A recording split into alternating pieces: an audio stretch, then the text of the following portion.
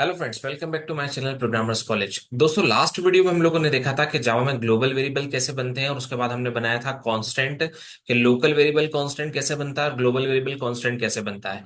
आज के इस वीडियो में हम लोग डिस्कस करने वाले हैं सबसे इंपॉर्टेंट कॉन्सेप्ट कि अगर आप किसी भी ऑब्जेक्ट ओरिएंटेड प्रोग्राम को जावा लैंग्वेज में बनाना चाहते हैं तो सबसे पहली स्टेप होती है कि आपको सबसे पहले लेनी होती है प्रॉपर्टीज। प्रॉपर्टीज मतलब क्या होता है? कुछ भी नहीं होता है, सिर्फ इंस्टेंस ग्लोबल वेरिएबल। तो अगर मैंने जावा में एक वेरिएबल लिया है इंटीजर में आईडी, सपोज हम एम्प्लॉय की बात कर रहे हैं, और मैंने स्ट्रिंग में उस एम्प्लॉय का क्या ले लिया है, नेम। तो दोस्तों, ये दोनों वेरिएबल्स कैसे वेरिएबल हैं? ग्लोबल वेरिएबल्स हैं। ये दोनों वेरिएबल्स हमारे पास कैसे वेरिएबल्स हो गए? Global variables. तो सीधा सा फंडा ये है कि जब भी हम इस क्लास का क्या बनाएंगे, ऑब्जेक्ट, तो अलोकेट होगा एक मेमोरी, और उस मेमोरी में कितने पार्टीशन हो जाएंगे? उस ऑब्जेक्ट वाली मेमोरी टू पार्ट्स में डिवाइड हो जाएगी। पहला आईडी हो जाएगा और दूसरा नेम हो जाएगा। अब कंस्ट्रक्टर, जो हमारा आज का टॉपिक है, वो है कंस्ट्रक्टर, जिसके आप डेफिनेशन हमेशा सुनते हो। Constructor is a member function of class. Member function मतलब जो क्लास के अंदर लिखा होता है। It's name always should be class name, मतलब इसका नाम और क्लास का नाम हमेशा क्या होगा? सेम होगा। कंस्ट्रक्टर कभी भी वैल्यू रिटर्न नहीं करेगा। Constructor never return a value, not even void. Void type की भी वैल्यू रिटर्न नहीं करेगा। when we will create when we will create an object of class, then constructor will automatically called। तो जब भी हम क्लास का ऑब्जेक्ट बनाएंगे अपने आप कॉल हो जाएगा। अब ये तो आपको हमेशा से सुनने को मिलता है। एग्जैक्टली कंस्ट्रक्टर की रिक्वायरमेंट क्या होती है? तो एग्जैक्टली जो दोस्तों कंस्ट्रक्टर की रिक्वायरमेंट होती है वो ये होती है कि कंस्ट्रक्टर का हम यूज करते हैं initialise the properties of an object. किसी भी क्लास के इंस्टेंस ग्लोबल वेरिएबल को हम लोग क्या बोलते हैं? ऑब्जेक्ट की प्रॉपर्टी। और उन प्रॉपर्टीज में वैल्यू इनिशियलाइज करने का या स्टोर करने का काम कौन करता है? कंस्ट्रक्टर करता है। तो आइए अब हम लोग बनाते हैं कंस्ट्रक्टर। कंस्ट्रक्टर एक फंक्शन है, और उस फंक्शन का नाम और क्लास का नाम क्या होगा? सेम। तो हम फंक्शन है मतलब मेन, उसका नाम और क्लास का नाम सेम। फंक्शन है तो हम लगाएंगे फंक्शन वाला ब्रैकेट और कर्ली ब्रैकेट्स। और अब हम यहां पर फिक्स कर देते हैं कि आईडी की वैल्यू 101 होगी, मतलब इनिशियलाइज कर रहे हैं हम लोग। और नेम का वैल्यू जो है वो हो जाएगा अजय। अब आपको मेन क्लास का ऑब्जेक्ट बना लेना है। तो मैंने बनाया main m equals to new main, और एट द एंड हम यहां पर एक्सेस कर लेंगे एम डॉट किस प्रॉपर्टी की वैल्यू? आईडी। और नेक्स्ट लाइन में हम लोग एक्सेस कर लेंगे m dot name. M object, object मतलब मेमोरी। उस ऑब्जेक्ट को कौन पॉइंट कर रहा है? M reference variable. तो एम के थ्रू हम आईडी की वैल्यू तो हमने लगाया डॉट मेंबर एक्सेस ऑपरेटर, और एम के थ्रू हमने किसको? नेम को भी एक्सेस कर लिया है। बस ये था हमारा एक बेसिक प्रोग्राम जिसमें हमने कंस्ट्रक्टर का यूज देखा है। कंस्ट्रक्टर एक ऐसा स्पेशल मेंबर फंक्शन होता है जो क्लास के अंदर लिखा जाता है, जिसका नाम क्लास का नाम का सेम होता है। कंस्ट्रक्टर कभी भी वैल्यू रिटर्न नहीं करता है, नॉट इवन वॉइड टाइप की भी वैल्यू रिटर्न नहीं कर पाएगा। जैसे ही हम क्लास का ऑब्जेक्ट बनाएंगे कंस्ट्रक्टर अपने आप ऑटोमेटिकली कॉल हो जाएगा। जैसे ही मैं इस प्रोग्राम को रन करूंगा और फाइनली मुझे मिलने वाला है 101 और अजय। अब दोस्तों, ये था एक ऐसा कंस्ट्रक्टर जो कोई भी आर्ग्यूमेंट कंटेन नहीं करता है। अब अगर मैं यहां पर आईडी इक्वल्स टू आई कर देता हूं और नेम इक्वल्स टू एन कर देता हूं, मैं चाहता हूं कि हर बार वैल्यू यूजर दे। जब जब यूजर एक ऑब्जेक्ट बनाए तब तब वैल्यू दे। तो हमने इस कंस्ट्रक्टर में इंटीजर में आई को ले लिया है और स्ट्रिंग में एन को ले लिया है, मतलब हमने दो वेरिएबल ले लिए हैं, लोकल वेरिएबल।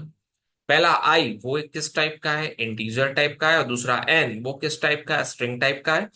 मैंने आई का वैल्यू किसको असाइन कर दिया है? आईडी ग्लोबल वेरिएबल को। ये बाहर वाले जो वेरिएबल हैं ग्लोबल वेरिएबल हैं, और ये हमने फंक्शन के अंदर जो आर्ग्यूमेंट में लिखे हैं वो कौन से वेरिएबल हैं? लोकल वेरिएबल हैं।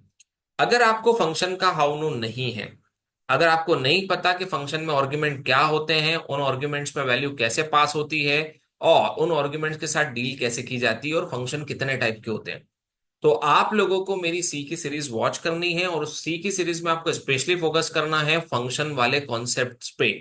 फंक्शन वाले वीडियोस अगर आपने वहां पर लर्न कर लिए तो यहाँ आपको समझ में आ जाएगा।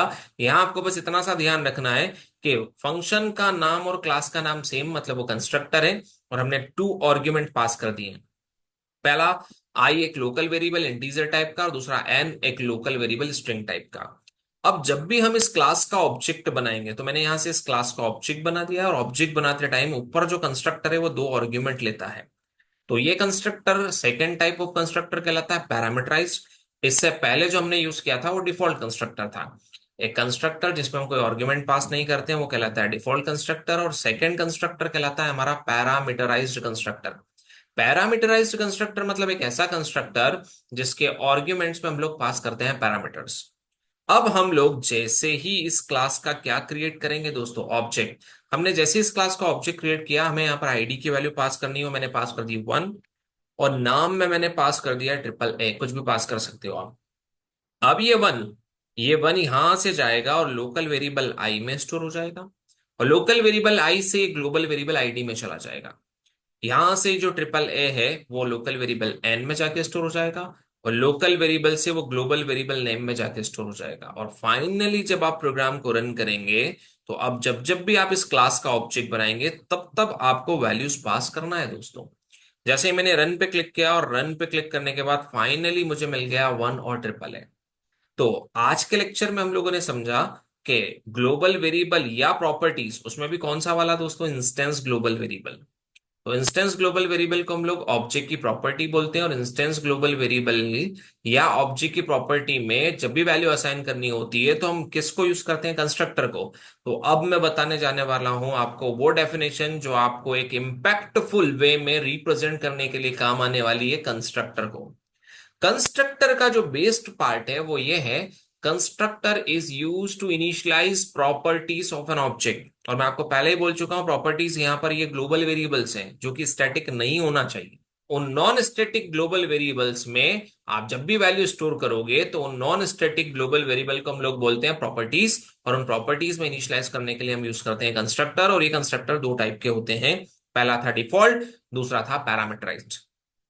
जावा में कॉपी कंस्ट्रक्टर होता तो है लेकिन इंप्लीमेंट नहीं करते हैं। तो अगर आपसे कोई ये पूछे कि अगर मुझे कॉपी कंस्ट्रक्टर इंप्लीमेंट करना है जावा में तो इसका आंसर क्या होगा, तो इसका आंसर सीधा सा है, आपको एक क्लोन मेथड यूज करनी है, और उस कॉन्सेप्ट को हम लोग बोलते हैं जावा में ऑब्जेक्ट क्लोनिंग, जिसके लिए हमें क्लोनेबल इंटरफेस यूज करना होता है, जो आगे आने वाली वीडियोस में हम लोग डिस्कस करेंगे।